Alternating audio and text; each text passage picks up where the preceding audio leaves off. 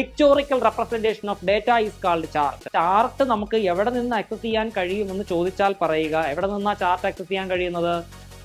Insert എന്ന് പറയുന്ന ടാബിൽ പോയിട്ടാണ് നമുക്കൊരു ചാർട്ട് ക്രിയേറ്റ് ചെയ്യാനായിട്ട് സാധിക്കുന്നത് കേട്ടോ. ഈ രീതിയിൽ ഐറ്റംസിനെ ക്വാണ്ടിഫൈ ചെയ്യുവാനും അതിനെ പെർസെൻറ്റേജ് അളവിൽ കാണിക്കുവാനുമായിട്ട് നമ്മൾ യൂസ് ചെയ്യുന്ന ഒരു ചാർട്ടാണ് പൈ ചാർട്ട് എന്ന് പറയുന്നത്.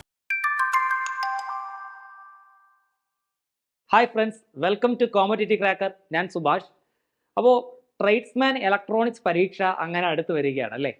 അപ്പോൾ ഈ ട്രേഡ്സ്മാൻ ഇലക്ട്രോണിക്സ് പരീക്ഷയിൽ തന്നെ ഇൻഫർമേഷൻ ടെക്നോളജി അല്ലെങ്കിൽ കമ്പ്യൂട്ടറുമായിട്ട് ബന്ധപ്പെട്ടിട്ടുള്ള കുറച്ച് കാര്യങ്ങളും കൂടി നമുക്ക് പഠിക്കേണ്ടതായിട്ടുണ്ട്. അതിൽ തന്നെ മൈക്രോസോഫ്റ്റ് എക്സൽ സോഫ്റ്റ്വെയറുമായിട്ട് ബന്ധപ്പെട്ട് കിടക്കുന്ന ചില കാര്യങ്ങളുണ്ട്.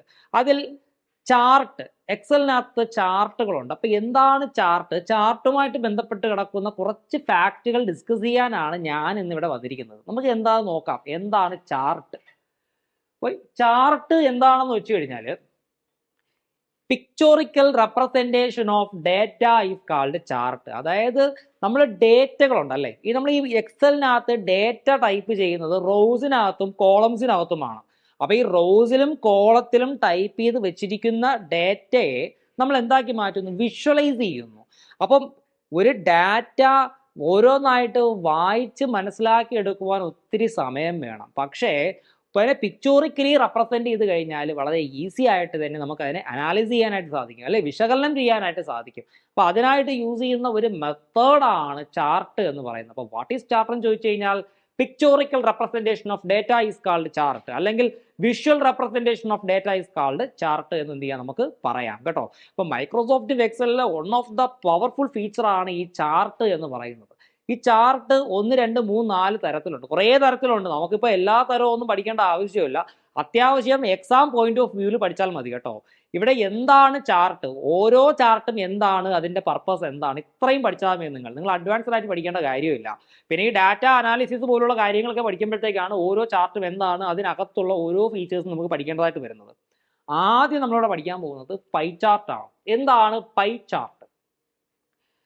When you want to quantify items and show them as percentages, നമുക്ക് കുറച്ച് ഐറ്റംസിൻ്റെ ക്വാണ്ടിറ്റി കാണിക്കണം, അതിൻ്റെ പെർസെൻറ്റേജ് അളവും കാണിക്കണം. അതിനായിട്ട് യൂസ് ചെയ്യുന്ന ചാർട്ടിനെയാണ് പൈ ചാർട്ട് എന്ന് പറയുന്നത്. നമ്മൾ റൗണ്ട് കേക്ക് മേടിച്ചിട്ട് കട്ട് ചെയ്യുമല്ലോ, സ്ലൈസ് ആയിട്ട് കട്ട് ചെയ്യും. ഒരാൾക്ക് വലിയ കഷ്ണം, ഒരാൾക്ക് ചെറിയ കഷ്ണം, മറ്റൊരാൾക്ക് അതിനേക്കാളും ചെറിയ കഷ്ണം. അപ്പോൾ ഇങ്ങനെ നമ്മൾ അരിഞ്ഞ് വെക്കുമ്പോഴത്തേക്ക് ആ കേക്കിന് ഒരു രൂപം ഉണ്ടാവുമല്ലോ, അതുപോലെയാണ് ഏകദേശം നമ്മുടെ പൈ ചാർട്ടും. ഇവിടെ ഞാനൊരു ജസ്റ്റ് ഒരു റെപ്രസെൻറ്റേഷൻ കൊടുത്തിട്ടുണ്ട്. ഒരു സർക്കുലർ ഷേപ്പ് നമുക്കിതിനെ ഇങ്ങനെ സ്ലൈഡ്സ് ആയിട്ട് ഡിവൈഡ് ചെയ്യാം. ഇതായിരിക്കും ഒരു പൈ ചാർട്ടിൻ്റെ സ്ട്രക്ചർ എന്ന് പറയുന്നത്. ഒരു പൈ ചാർട്ടിൻ്റെ സ്ട്രക്ചർ എന്ന് പറഞ്ഞു കഴിഞ്ഞാൽ ഇതാണ്. ഇപ്പം ഞാനൊരു ജസ്റ്റ് ഒരു കണക്കെടുക്കുകയാണ്. ഇപ്പം ഉദാഹരണം പറഞ്ഞു കഴിഞ്ഞാൽ നമ്മുടെ ഇന്ത്യയിൽ പലതരം ഭാഷകൾ ആൾക്കാർ സംസാരിക്കുന്നുണ്ട് അല്ലേ. ഹിന്ദി സംസാരിക്കുന്നുണ്ട്, അതേപോലെ ബംഗാളി സംസാരിക്കുന്നുണ്ട്, പിന്നെ തെലുങ്ക്, തമിഴ്, മലയാളം, ഇങ്ങനെ കുറേ ഭാഷകൾ സംസാരിക്കുന്നുണ്ട്. അപ്പോൾ ഇന്ത്യയിൽ ഏറ്റവും കൂടുതൽ ആളുകൾ സംസാരിക്കുന്നത് ഹിന്ദിയാണ്. അപ്പോൾ ആ ഹിന്ദി എന്ന് പറയുന്നത് ഈ വലിയ ഒരു സ്ലൈസിനകത്ത് നമുക്ക് എന്ത് ചെയ്യാം, എഴുതാം. ഹിന്ദി കഴിഞ്ഞാൽ ഏറ്റവും കൂടുതൽ ആളുകൾ സംസാരിക്കുന്നത് ബംഗാളിയാണ്. അപ്പോൾ ബംഗാളി അതിനേക്കാളും കുറച്ച് ചെറിയ സ്ലൈസിൽ എന്ത് ചെയ്യാം, നമുക്ക് എഴുതാം. ഹിന്ദിയും ബംഗാളിയും കഴിഞ്ഞാൽ കൂടുതലായിട്ട് സംസാരിക്കുന്നത് തെലുങ്ക്. അപ്പോൾ നമ്മളിവിടെ എന്ത് ചെയ്യാം, തെലുങ്ക് എഴുതാം. അത് കഴിഞ്ഞാൽ തമിഴ്, അത് കഴിഞ്ഞാൽ കന്നഡ, അത് കഴിഞ്ഞാൽ മലയാളം. ഓക്കെ, അപ്പോൾ ഏറ്റവും കൂടുതൽ ആൾക്കാർ സംസാരിക്കുന്നത് എന്താണ്, ഹിന്ദിയാണ് അല്ലേ. അപ്പോൾ അതുകൊണ്ടാണ് ഹിന്ദിക്ക് വലിയ ഒരു സ്ലൈസ് അല്ലെങ്കിൽ വലിയ ഒരു ക്വാണ്ടിറ്റി അളവിൽ നമ്മൾ എന്ത് ചെയ്തത്, ഇവിടെ പാർട്ടീഷൻ ചെയ്തത്. അപ്പോൾ ഈ രീതിയിൽ ഐറ്റംസിനെ ക്വാണ്ടിഫൈ ചെയ്യുവാനും അതിനെ പെർസെൻറ്റേജ് അളവിൽ കാണിക്കുവാനുമായിട്ട് നമ്മൾ യൂസ് ചെയ്യുന്ന ഒരു ചാർട്ടാണ് പൈ ചാർട്ട് എന്ന് പറയുന്നത് കേട്ടോ. ഒരു സർക്കുലർ ഷേപ്പിലാണ് നമ്മൾ പൈ ചാർട്ട് എപ്പോഴും വരയ്ക്കുന്നത്. അപ്പോൾ നമ്മൾ വേറൊന്നും ചെയ്യേണ്ട. ഒരു ചാർട്ട് ക്രിയേറ്റ് ചെയ്യാനായിട്ട് നമ്മൾ ആദ്യം നമ്മുടെ എക്സൽ ഷീറ്റിനകത്തുള്ള റോസിലും കോളംസിലും ആയിട്ട് ഈ ഡാറ്റ എല്ലാം നമ്മൾ എൻ്റർ ചെയ്തതിന് ശേഷം അവിടെ നിന്നാണ് നമ്മൾ എന്ത് ചെയ്യുന്നത്, നമുക്ക് വേണ്ടുന്ന ചാർട്ട് വരയ്ക്കുന്നത്. കുറേ തരത്തിലുള്ള ചാർട്ടുകളുണ്ട്. ഈ ചാർട്ടൊക്കെ എങ്ങനെയാണ് നമ്മൾ എക്സൽ ഷീറ്റിൽ പ്ലേസ് ചെയ്യുന്നത് എന്നുള്ള കാര്യമൊക്കെ നമുക്ക് അങ്ങോട്ട് പോകുമ്പോൾ പഠിക്കാം. ഓക്കെ, അപ്പോൾ പൈ ചാർട്ട് എന്താണെന്ന് നിങ്ങൾക്ക് മനസ്സിലായി എന്ന് ഞാൻ വിശ്വസിക്കുന്നു. നമുക്ക് അടുത്ത ചാർട്ടിലേക്ക് പോവാം. ബാർ ചാർട്ടിന്റെ സ്ട്രക്ചർ ഞാൻ ഇവിടെ തന്നെ കൊടുത്തിട്ടുണ്ട്. When you want to compare values across a few categories, ചില കാറ്റഗറീസിന്റെ അടിസ്ഥാനത്തിൽ വാല്യൂസിനെ താരതമ്യം ചെയ്യണം, അതിനായിട്ട് യൂസ് ചെയ്യുന്ന ഒരു ചാർട്ടാണ് ബാർ ചാർട്ട് എന്ന് പറയുന്നത്. പക്ഷേ ഇവിടെ വാല്യൂസ് റൺ ഹൊറിസോണ്ടലി, ഇവിടെ വാല്യൂസിനെ നമ്മൾ വാല്യൂസിന്റെ ചാർട്ടായിട്ട് റെപ്രസെന്റ് ചെയ്യുമ്പോൾ ഇങ്ങനെ ഹൊറിസോണ്ടലി ആണ് നമ്മൾ എന്ത് ചെയ്യുന്നത്, റെപ്രസെന്റ് ചെയ്യുന്നത്. ഈ ഒരു ചാർട്ട് കാണുമ്പോൾ നിങ്ങൾക്ക് അറിയാം അല്ലേ, നമ്മൾ കമ്പയർ ചെയ്യുകയാണ്, വാല്യൂസിനെ തമ്മിൽ കമ്പയർ ചെയ്യുകയാണ്, പക്ഷേ നമ്മൾ ഹൊറിസോണ്ടലി ആണ് ചാർട്ട് എന്ത് ചെയ്യുന്നത്, ഡെപ്പിക്ട് ചെയ്യുന്നത്, ചാർട്ട് വരച്ചിരിക്കുന്നത്.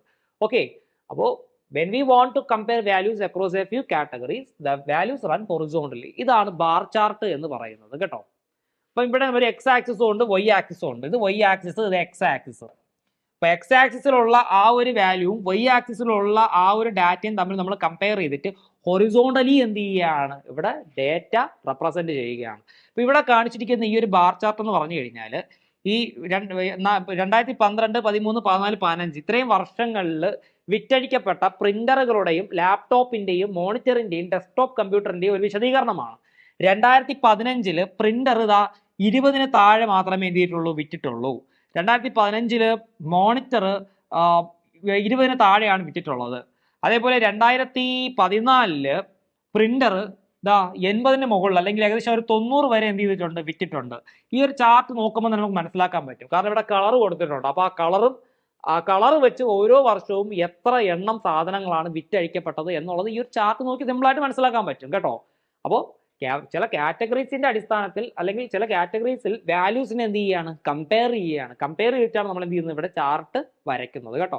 പിന്നെ നിങ്ങൾ കൂടുതലായിട്ട് ഭയങ്കരമായിട്ട് പഠിക്കേണ്ട ആവശ്യമൊന്നുമില്ല. ട്രേഡ്സ്മാൻ ഇലക്ട്രോണിക്സിൽ ബേസിക് ആയിട്ടുള്ള ചോദ്യങ്ങളെ വരാൻ സാധ്യതയുള്ളൂ. ഓക്കെ, അപ്പോൾ നമുക്ക് ബാർ ചാർട്ട് എന്താണെന്ന് മനസ്സിലായി. ദെൻ നമ്മുടെ CCയിൽ ട്രേഡ്സ്മാൻ ഇലക്ട്രോണിക്സ് പരീക്ഷയ്ക്ക് വേണ്ടിയിട്ട് ഒരു ക്രാഷ് കോഴ്സ് തന്നെ ആരംഭിച്ചിട്ടുണ്ട് കേട്ടോ. ക്രാഷ് ബാച്ച് തന്നെ ആരംഭിച്ചിട്ടുണ്ട്. അഡ്മിഷൻ സ്റ്റാർട്ട് ചെയ്തിട്ടുണ്ട്. നമുക്ക് വളരെ ചുരുങ്ങിയ ദിവസമേ ഇനി പരീക്ഷയ്ക്ക് ഉള്ളൂ. അപ്പം അഡ്മിഷൻ ടിക്കറ്റൊക്കെ അവൈലബിൾ ആയി നിൽക്കുകയാണ്.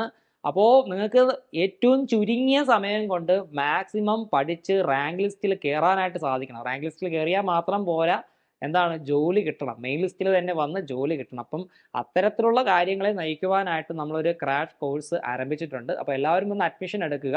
നമ്മുടെ എല്ലാ അധ്യാപകരുടെയും വളരെ നല്ല രീതിയിലുള്ള ഒരു പിന്തുണ നിങ്ങൾക്ക് കിട്ടും. എന്ത് തരത്തിലുള്ള ഡൗട്ട് വേണമെങ്കിലും നിങ്ങൾക്ക് വിളിച്ച് ചോദിച്ച് മനസ്സിലാക്കാവുന്നതാണ് കേട്ടോ. അപ്പോൾ എത്രയും പെട്ടെന്ന് തന്നെ വന്ന് ജോയിൻ ചെയ്യുക. ഇപ്പോൾ 3500 രൂപ ഫീസ് ആയിരുന്നു. ഇപ്പോൾ നമുക്ക് ഓഫറിൽ 999 രൂപയ്ക്ക് നിങ്ങൾക്ക് ഈ ഒരു കോഴ്സ് പർച്ചേസ് ചെയ്യാവുന്നതാണ്. കൂടുതൽ വിവരങ്ങൾക്ക് മുകളിൽ കാണുന്ന നമ്പറിൽ വിളിക്കുക, 8089200474. ഓക്കെ, അപ്പോൾ എല്ലാവരും വന്ന് അഡ്മിഷൻ എടുക്കുക, നന്നായിട്ട് പഠിക്കുക. ദെൻ നമുക്ക് നെക്സ്റ്റ് ക്വസ്റ്റ്യനിലേക്ക് പോവാം. Column chart. ഈ ഒരു പടം കണ്ടപ്പോൾ തന്നെ മനസ്സിലായല്ലോ എന്താണ് കോളം ചാർട്ട്. നമ്മൾ നേരത്തെ ബാർ ചാർട്ട് പഠിച്ചു.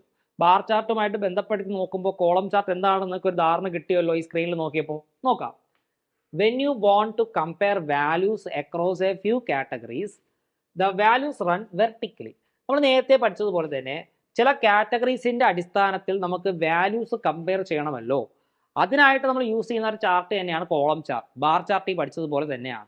പക്ഷേ ഇവിടെ ഒരു പ്രത്യേകത ഉണ്ട്. നമ്മൾ ബാർ ചാർട്ട് പഠിച്ചപ്പോഴത്തേക്ക് ഹൊറിസോണ്ടലി ആണ് വാല്യൂസിനെ അവിടെ എന്ത് ചെയ്തത്, കാണിച്ചത്. പക്ഷെ ഇവിടെ എങ്ങനെയാണ്, വെർട്ടിക്കലി ആണ് നമ്മൾ നേരത്തെ ബാർ ചാർട്ടിൽ പഠിച്ച ആ ഒരു സെയിം സംഭവം ഇവിടെ എന്ത് ചെയ്തിരിക്കുന്നത്, റെപ്രസെന്റ് ചെയ്തിരിക്കുന്നത് കേട്ടോ. അപ്പോൾ when you want to compare values across a few categories, the value run vertically. ഇതാണ് കോളം ചാർട്ട് എന്ന് എന്ത് ചെയ്യുന്നത്, പറയുന്നത്. ഓക്കെ, ദെൻ ലൈൻ ചാർട്ട് നമുക്ക് എന്താണെന്ന് നോക്കാം. ലൈൻ ചാർട്ട് എന്താണെന്ന് നോക്കാം. When you want to visualize trends over a period of time, that is months, days, years, etc.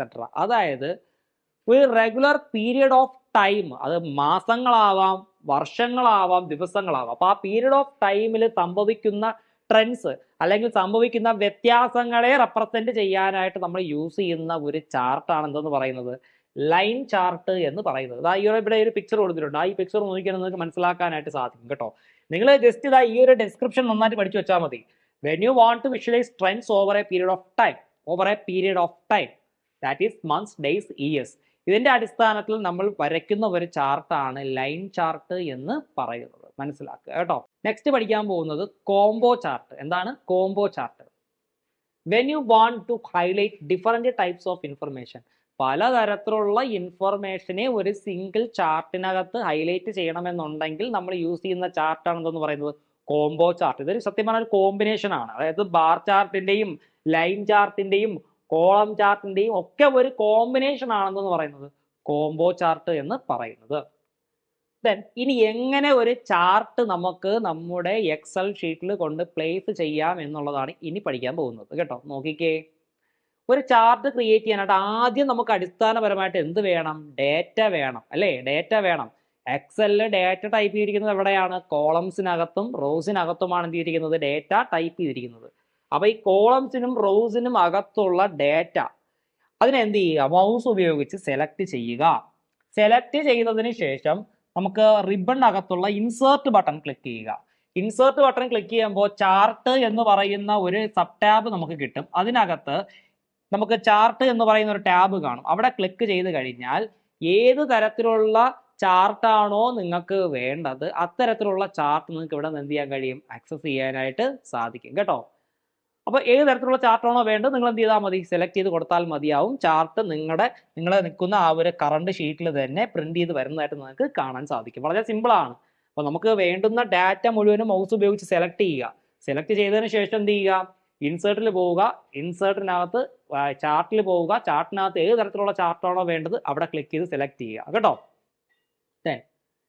ഇനി നെക്സ്റ്റ് നമുക്ക് അറിയേണ്ടത്, ഒരു ചാർട്ട് നമ്മൾ ക്രിയേറ്റ് ചെയ്ത് കഴിഞ്ഞാൽ ആ ചാർട്ടിന്റെ ഡിസൈൻ, കളറും അപ്പിയറൻസും തീമും ഒക്കെ നമുക്ക് മാറ്റാനായിട്ട് സാധിക്കും. പല സ്റ്റൈലുകളിലുള്ള ചാർട്ട് നമുക്ക് ക്രിയേറ്റ് ചെയ്യാം നമ്മുടെ ഇഷ്ടാനുസരണം, നമ്മുടെ റിക്വയർമെന്റ് അനുസരിച്ച് കേട്ടോ. ഒരു ചാർട്ട് നമ്മൾ ഡിസൈൻ ക്രിയേറ്റ് ചെയ്യുമ്പോൾ തന്നെ അവിടെ ഡിസൈൻ ഫോർമാറ്റ് എന്ന് പറയുന്ന ടാബ് എനേബിൾ ആവും. ഡിസൈനും ഫോർമാറ്റും രണ്ട് ടാബാണ്. അപ്പോൾ ആ ഡിസൈൻ ടാബ് എടുത്തു കഴിഞ്ഞാൽ ചാർട്ടിനകത്തുള്ള കളർ കോമ്പിനേഷൻസ് മാറ്റാനായിട്ട് സാധിക്കും. നമുക്ക് ഇഷ്ടമുള്ള ചാർട്ട് സ്റ്റൈലും ആക്കി മാറ്റാനായിട്ട് സാധിക്കും കേട്ടോ. ഇത് ജസ്റ്റ് ഒന്ന് അറിഞ്ഞിരുന്നാൽ മതി. അപ്പോൾ ഈ ചാർട്ട് നമുക്ക് എവിടെ നിന്ന് ആക്സസ് ചെയ്യാൻ കഴിയുമെന്ന് ചോദിച്ചാൽ പറയുക. എവിടെ നിന്നാ ചാർട്ട് ആക്സസ് ചെയ്യാൻ കഴിയുന്നത്? ഇൻസേർട്ട് എന്ന് പറയുന്ന ടാബിൽ പോയിട്ടാണ് നമുക്കൊരു ചാർട്ട് ക്രിയേറ്റ് ചെയ്യാനായിട്ട് സാധിക്കുന്നത് കേട്ടോ. ഇൻസേർട്ട് ടാബ് നമുക്കൊരു എക്സ്റ്റേണൽ ഒബ്ജക്റ്റിനെ, നമുക്ക് മറ്റൊരു ഒബ്ജക്റ്റിനെ നമ്മുടെ ഷീറ്റിനകത്ത് കൊണ്ട് പ്ലേസ് ചെയ്യണമെന്നുണ്ടെങ്കിൽ നമ്മൾ എന്ത് ചെയ്യണം? ഇൻസേർട്ട് ടാബാണ് നമ്മൾ എന്ത് ചെയ്യേണ്ടത്? യൂസ് ചെയ്യേണ്ടത് എന്ന് മനസ്സിലാക്കുക. അപ്പോൾ ചാർട്ട് എന്ന് പറയുന്ന ടോപ്പിക്ക് നന്നായിട്ട് തന്നെ നിങ്ങൾ പഠിക്കുക കേട്ടോ. അത് നിങ്ങൾ ഒഴിവാക്കാൻ പാടില്ല. സിലബസിൽ എടുത്ത് പറഞ്ഞിരിക്കുന്ന ഒരു കാര്യമാണ്. ദെൻ നമ്മുടെ ട്രേഡ്സ്മാൻ ഇലക്ട്രോണിക്സ് പരീക്ഷയുടെ അഡ്മിറ്റ് കാർഡ് അവൈലബിൾ ആണ്. അപ്പോൾ ക്രാഷ് കോഴ്സിനായിട്ട് എത്രയും പെട്ടെന്ന് തന്നെ ഒന്ന് ജോയിൻ ചെയ്യുക.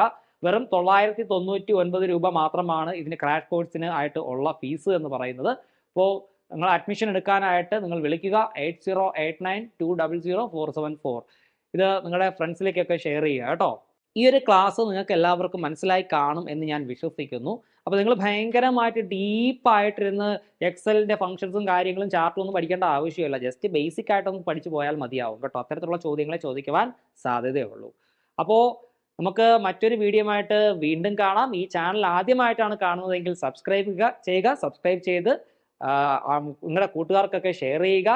അപ്പോൾ നമുക്ക് വീണ്ടും കാണാം. Thank you very much.